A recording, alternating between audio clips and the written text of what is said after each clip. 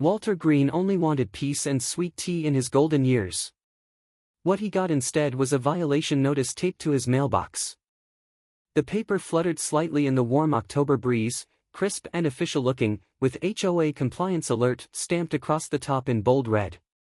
Walter adjusted his glasses and scanned the document. Improper driveway alignment, it read.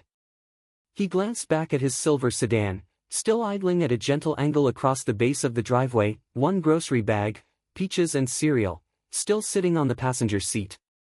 He muttered, alignment. It's not a runway, and peeled the notice off the mailbox with a slow shake of his head.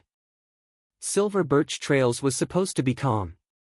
That was the promise, a retirement community tucked between shaded avenues and pastel homes, where sidewalks gleamed and neighbors exchanged pleasantries over dog leashes. He had only been here 3 months, but already Walter had memorized the rhythm: 6:30 a.m., the joggers, 7 o'clock, the retired mailman with his beagle, 8 o'clock, cafe orders and newspaper delivery. What he hadn't accounted for was Miss Sharon Beckley and her clipboard of doom. Back inside, he slid the milk into the fridge and leaned on the kitchen island, rereading the notice. A soft meow from the hallway reminded him that Boots, his cat, had yet to be fed. Even the cat looked mildly annoyed, as if to say, really? A parking ticket on your own driveway? Later that morning, after placing a scoop of kibble in the bowl and finishing his cereal with banana slices, Walter made his way to the community bulletin board near the tennis court. It stood under a shady pergola, usually covered in flyers for potlucks and water aerobics. Today, nothing about driveway alignment. Just a faded reminder about Halloween decor limits and a lost umbrella with a parrot handle. He was just turning back when he heard that voice, firm, rehearsed. Mr. Green. Sharon Beckley approached, steps purposeful, her clipboard hugged to her chest like a badge of office. Her polo shirt bore the HOA emblem, and her sunglasses didn't hide the fact she meant business. You'll need to correct the vehicle placement by Friday, she said crisply. The angle exceeds our visual symmetry guideline. Walter offered a polite smile. I see. May I ask where those guidelines are posted? Sharon's lips pursed ever so slightly. It's referenced in Section 4, Subpart B of the Supplemental Bylaws, which are in the HOA office archive. You're welcome to request a copy. I might just do that, Walter replied, tone even but curious. As she walked away, he caught Carl Martinez watching from his front porch, seated behind a morning paper. Carl raised his eyebrows and shook his head. Welcome to Silver Birch, where Sharon writes more tickets than traffic cops on Labor Day, Carl called, only half joking. By late afternoon, Walter was back on his porch with the Tampa Bay Times folded across his lap and a glass of iced tea sweating beside him. The porch swing creaked gently as he rocked, eyes on the horizon. Boots napped in the sun, twitching occasionally. A familiar voice rang out. You've been here 3 months and already made the HOA naughty list? Ellie had arrived. She dropped her duffel bag inside the door, then came back out holding a brown bakery box. Peach pie, she said, handing it over. From the Birch Bean. Consider it a truce. He chuckled. From what? You teasing me about suburban warfare? She grinned, brushing a leaf off the porch railing. Just trying to make retirement spicy for you. They shared a slice in the kitchen while Ellie recounted her bus ride from Tallahassee and asked about the neighborhood. She raised an eyebrow at the violation notice now pinned with a magnet on the fridge. Seriously, she said. A driveway notice. You'd think I left the car on someone's lawn, Walter replied dryly. The next morning, Sharon returned. She didn't knock, just left a sealed envelope wedged between the screen door and frame, then walked off briskly. Ellie, brushing her hair on the porch swing, caught the whole thing. Walter retrieved the envelope, opened it slowly, and read. Second warning, it said. Ellie stepped beside him, lips pursed. Okay, she murmured, this might be more fun than I thought. Walter sips his coffee and murmurs, if they want a legal discussion, they'll get one. In Silver Birch Trails, the only thing more sacred than a well-mowed lawn was an HOA citation. Walter sat in his study, surrounded by soft lamplight and paper. His desk, normally reserved for grocery lists and crossword puzzles, was now blanketed in manila folders and documents from the home purchase. He adjusted his reading glasses, flipping through the property deed again. Nowhere, absolutely nowhere, did it mention driveway angle compliance. It laid out easements, fence regulations, setbacks, but nothing about parking geometry. From the hallway, Ellie's voice floated in. "Granddad, Sharon sent you something." A moment later, she entered, holding out a printed email. The message was polite but firm, citing Supplemental Rule 12B regarding uniform vehicle orientation. Attached was a PDF, bare-bones formatting, no headers, just a paragraph that read more like a personal grievance than community policy. "This isn't even dated," Ellie said, tapping the page. "There's no signature, no record of adoption, no vote log. Just declarations." Walter leaned back in his chair. "So she makes the rules, and we're just supposed to nod?" Ellie gave a short laugh. "It's like student council with legal letterhead." Later that morning, they stopped by the Birch Bean Cafe. A soft bell chimed overhead as they walked in, and Thelma greeted them with a wave from behind the counter. "Your usual," she called. Walter smiled. "Black. No sugar. And a slice of that banana nut loaf for your girl," Thelma added with a wink. "She's got good posture, must be in law school." Ellie chuckled. "Second year. Torts and property this semester." "Lord, you'll need extra banana loaf for that," Thelma said, sliding the plate across the counter. They settled into a window booth, and within minutes Thelma reappeared with their order, and a generous serving of neighborhood updates. "You're not the first, Walter," she said softly, stirring her own tea. "Sharon's been citing folks for mailbox heights, porch lights too bright, even a poor fellow with a garden gnome. Said it disrupted aesthetic harmony." Walter raised an eyebrow. "Gnomes?" "Yep. Marvin on Cypress Lane. Fought it for weeks. Finally gave up and put the gnome in his garage." Ellie's eyes narrowed. "Has anyone ever pushed back?" Thelma leaned in, voice lowered. "Carl might tell you about that. She expanded her garage a few years back, overnight, no less. Permits showed up after the concrete did." Back at home, Ellie suggested they pay Carl a visit. He was in his yard, pruning a bush into a suspiciously perfect hemisphere. "You want gossip or documents?" he asked when she posed the question. "Both," Ellie smiled. Carl led them inside. His study was a time capsule, shelves of survey maps, a globe, and a humming printer from the early 2000s. He gestured toward a dusty scanner. "Got your original deed?" Walter handed it over, and Carl carefully placed it under the glass. The scanner groaned to life. "Takes its sweet time," Carl muttered. "Like everything else in this place." While the machine blinked and processed, Ellie asked, "Do you remember anything about Sharon's garage?" Carl nodded. "Oh yeah. She said it was just a repainting job." Next morning, the walls were out 3 feet farther. Claimed it was approved months ago. But no one saw the forms. "That's convenient," Ellie said, scrolling on her laptop. Walter returned to his porch later with the Tampa Bay Times. Boots curled up nearby, tail flicking. Ellie joined him, laptop balanced on her knees. "I tried checking the HOA website," she said. "It's a mess. No meeting logs, no vote archives, just a few scanned newsletters from 2021 and a recipe for bean chili." Walter chuckled. "At least they're transparent about dinner." But Ellie wasn't laughing. She pulled up a browser tab and highlighted text. "This amendment? Not in the county registry. Not voted on, not even filed."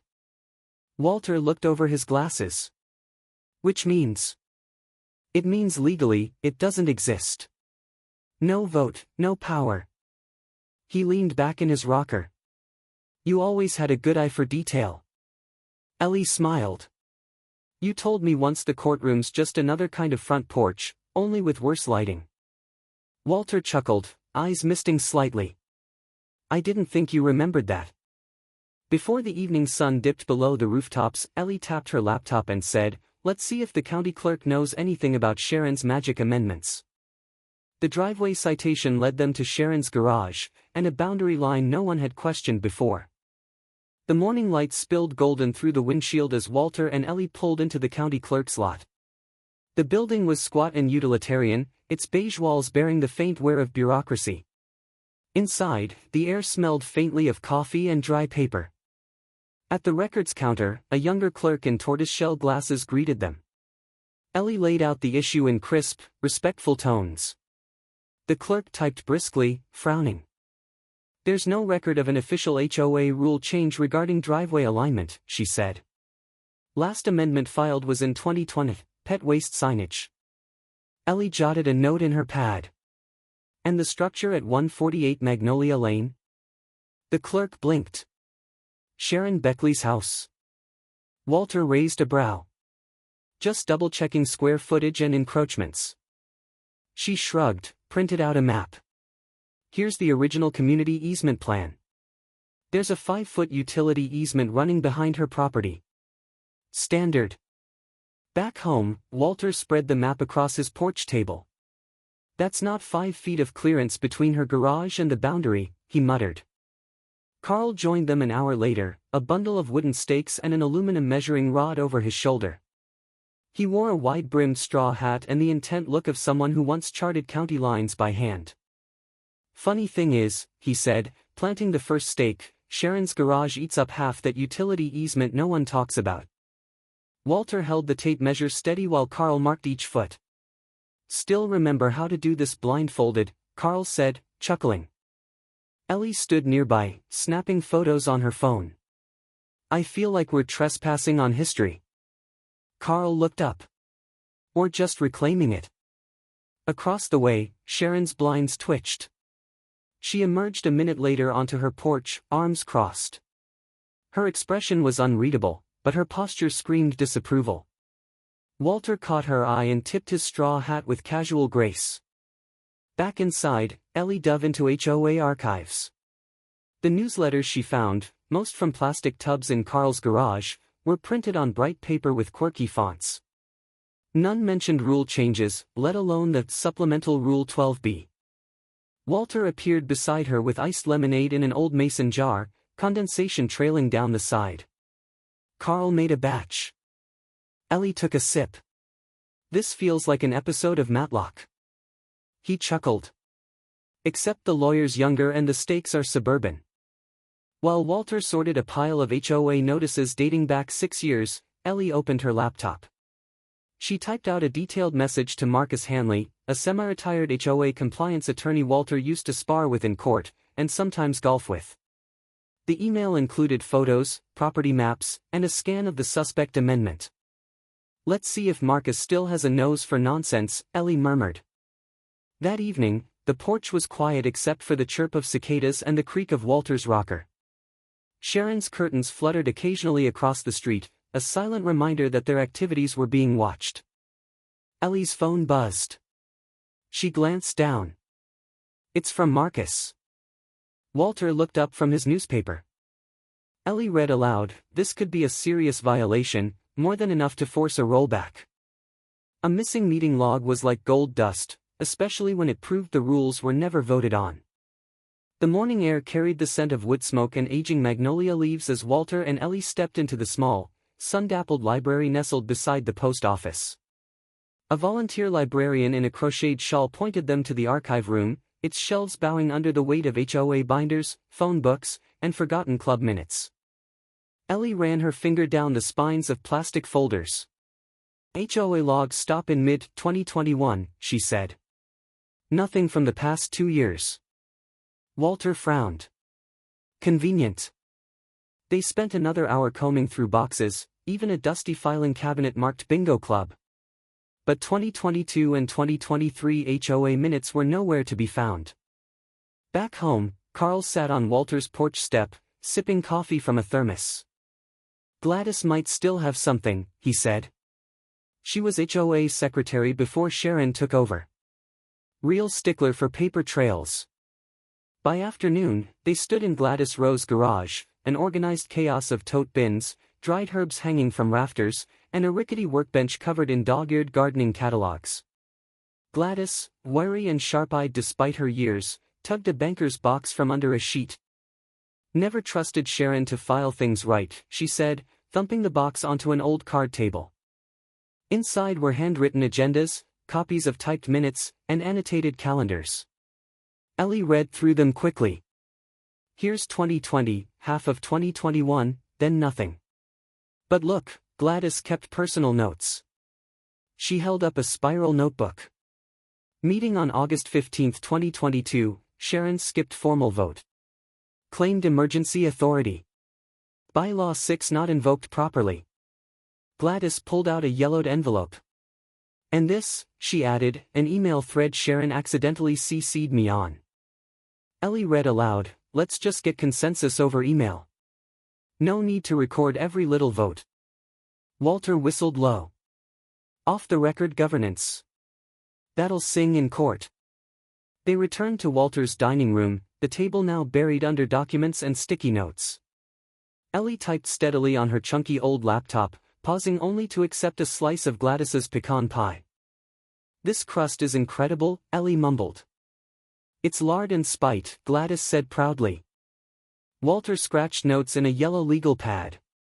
"We're not just proving mismanagement, we're building a pattern. She never had authority." As the wind rustled the blinds, Ellie asked, "Ever deal with something like this before?" Walter leaned back. "Once. County clerk in 81 faked 20 permits. Built a gazebo on county land. Took 6 months to unravel, but we did." Ellie smiled. "Then this'll be easier." Carl stopped in briefly to deliver an old HOA newsletter Gladys forgot she had. "No rule changes mentioned," he confirmed. "Just bake sales and bird feeders." By nightfall, Ellie had outlined a formal legal challenge, citing missing records, non-transparent amendments, and unauthorized enforcement. Walter's annotated summary ran 4 pages, each violation marked in red. Gladys insisted on packing leftovers for both of them. "That girl needs fuel," she said, nodding toward Ellie. Ellie zipped her laptop case and grinned. They wanted to bypass procedure. Let's bring procedure to their doorstep. Not all revolutions start with banners, some begin with muffins and HOA printouts at sunrise. The Florida morning had that sleepy warmth only November could offer, cool enough to wear a light sweater, warm enough that the folding chairs didn't bite with cold. Walter adjusted the thermos on the table while Ellie arranged the stack of documents, each paper weighed down by a clean river stone. A breeze stirred the corner of a flyer that read, "Coffee and questions, 8 a.m., Picnic Green."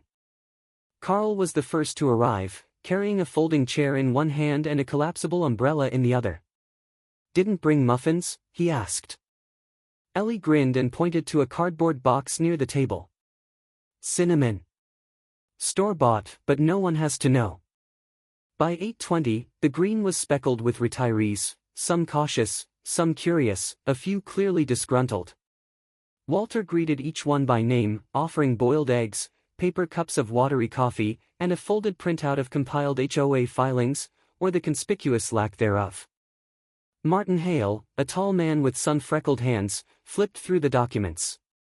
"Didn't even know we had a website," he muttered. Ellie leaned in. "That's part of the problem. These are public records, missing, misfiled, or never submitted. You deserve to know who's making rules, and how." Mrs. Tsai arrived with a canvas tote and a skeptical look. "I came to listen. Not sure I believe all this drama." Walter gave her a soft smile. "I hope you won't need to believe me. Just read the records. No votes. No logs. No authority." Mr. Langley, who rarely spoke in the HOA meetings but often mowed his lawn twice a day, raised a trembling hand. "Are you saying Sharon's been lying?"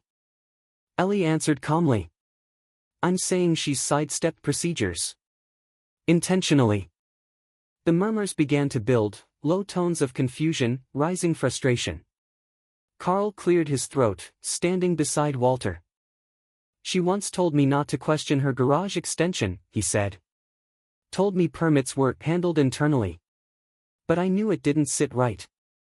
Gladys shuffled in with a plastic pie container, already half empty. Pecan, she whispered to Ellie, early Thanksgiving. Then, louder, to the group, I was HOA secretary 6 years. We never voted on that rule change. Sharon made that up.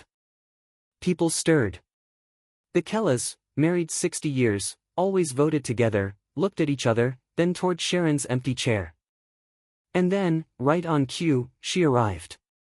Arms crossed, sunglasses perched on her head like a crown, Sharon Beckley strode toward the gathering with clipped steps. Her eyes scanned the crowd, then locked on Ellie and Walter. What is this? She barked. An unsanctioned meeting? You're not authorized to convene like this. Ellie straightened but kept her voice even. This isn't a meeting, it's a conversation you forgot to have. The silence that followed was taut as wire. Even the wind seemed to hold still. Walter stepped forward, holding up a stapled report. This contains every inconsistency, omission, and informal action you've taken, Ms. Beckley. And we're just getting started. Sharon scoffed. You're making a circus of a simple parking rule. Mrs. Tsai's voice rang out, sharp and clear, I motion we call a special vote. I'm done being silenced. Several heads turned. Murmurs turned to nods. Martin Hale scratched his chin. Seconded. Gladys whispered, well, I'll be. Walter didn't smile, but Ellie caught the light in his eye, a quiet fire long thought dimmed. And somewhere beyond the palms, thunder rolled far in the distance.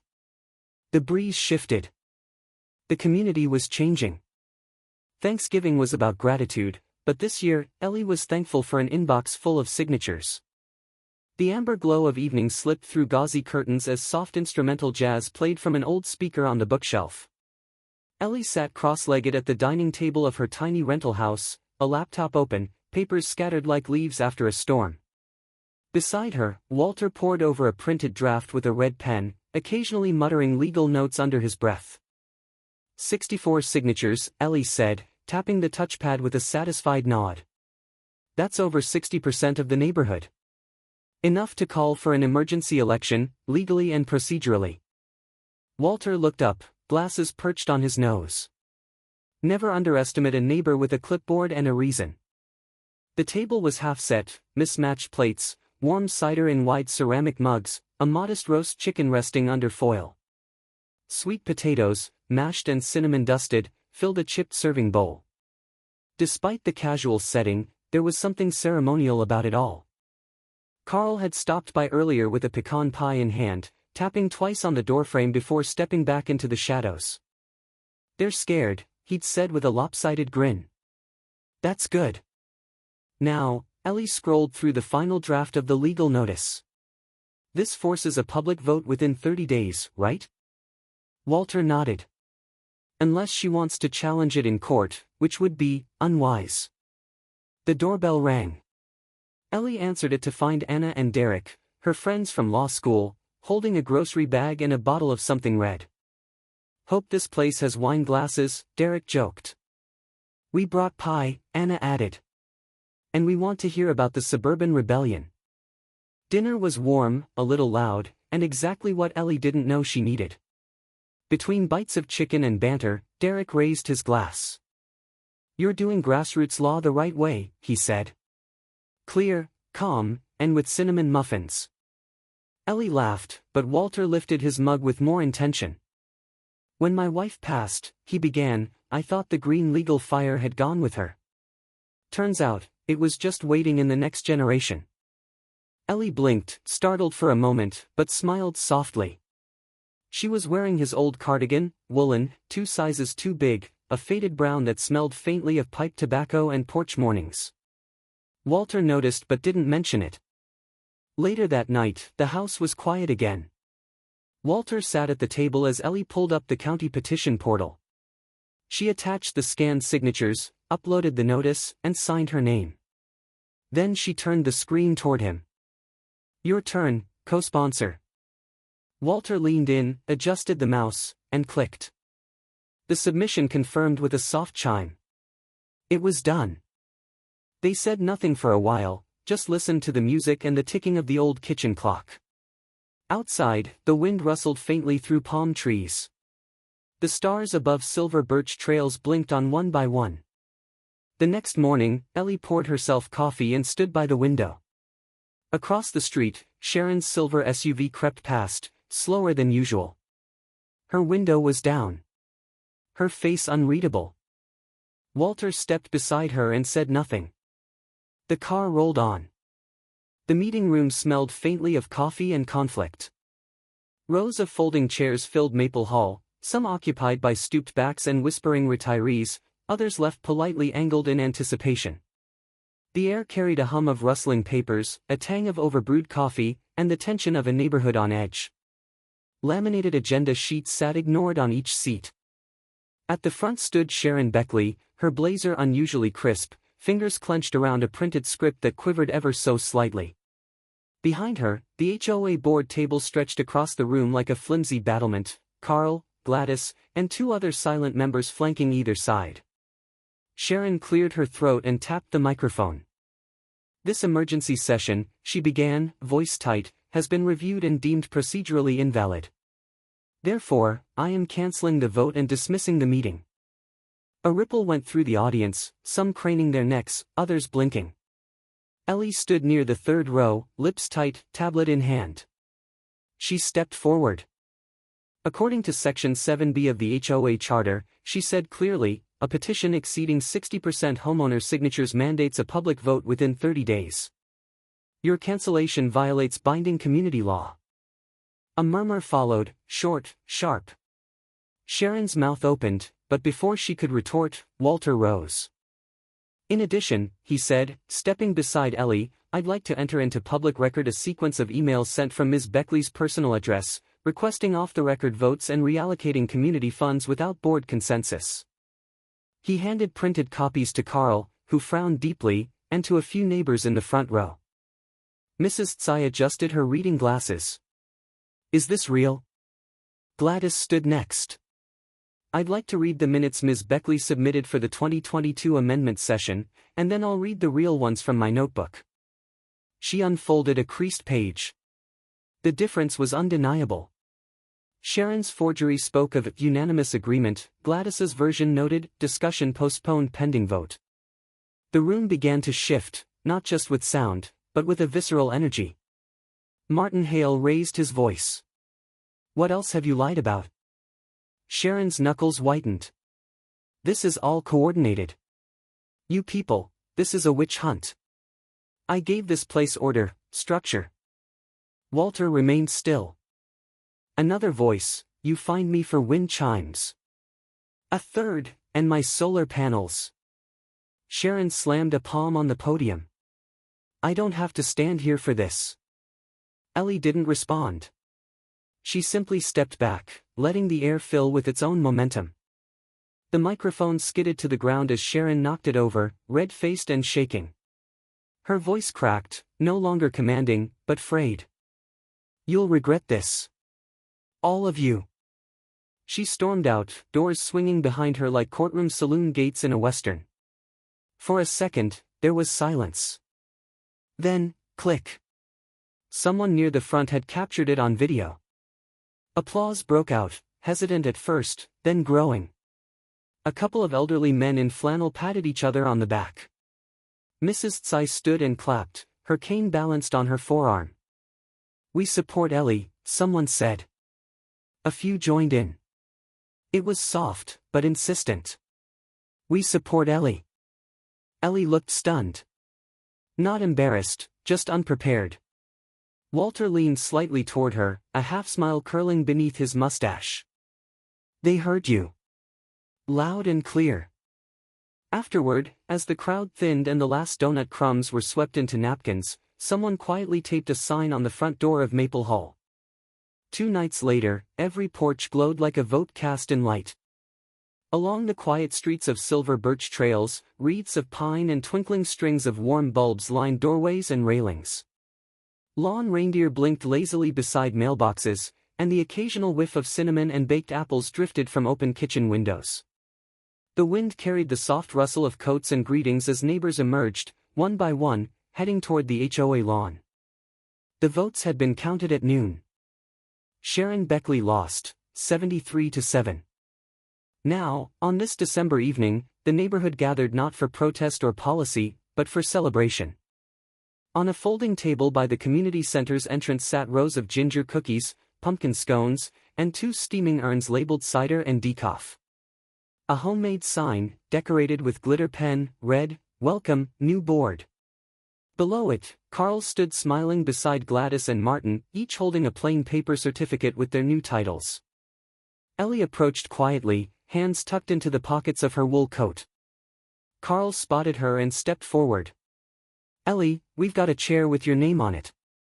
She laughed gently.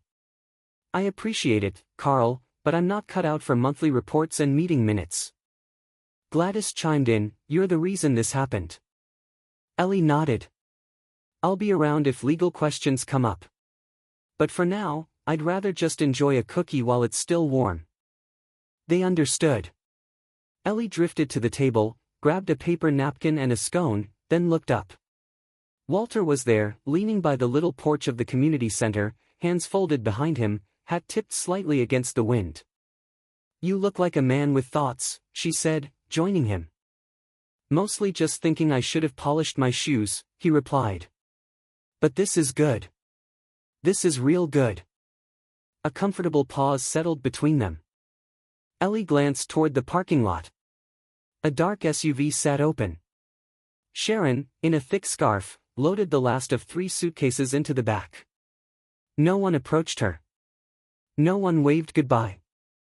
Ellie turned back to Walter. "What would you have done differently?" He didn't look away. "Not a thing. Except maybe worn cleaner shoes." They both smiled.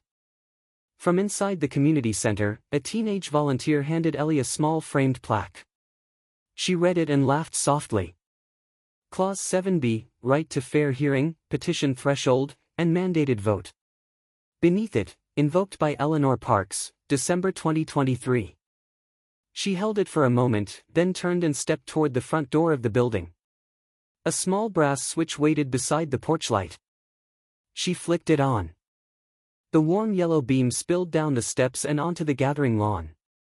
Around her, more porch lights winked on, one after another, down Willow Drive, along Aspen Loop, and all the way to the Birch Bean Cafe at the corner. Walter let out a low whistle. Better than fireworks. As Ellie descended the steps, a woman in a cranberry red coat approached. "Hi, Ellie, I was wondering. My fence needs replacing, and the new board said you'd be good with language. Would you help me draft a request?" Ellie tucked the plaque under her arm. "Of course. Let's make sure it's HOA-proof and still neighborly." The woman smiled in relief. Behind her, laughter rose from a circle of folding chairs and thermoses. In the distance, the soft chime of a holiday bell rang. Ellie looked around, at the lit porches, the murmurs of friends, the rhythm of a town returning to itself, and felt something settle deep in her chest. Not triumph. Not vindication. Just rightness. And the porch light stayed on. Even in a small neighborhood like Silver Birch Trails, one quiet act of courage can light a path for many. Ellie didn't shout or storm, but by standing firm and choosing kindness wrapped in clarity, she helped her community remember its voice. When rules serve people, not power, even the coldest December evening feels a little warmer. Like a porch light left on for a neighbor, real change begins with a simple act of welcome.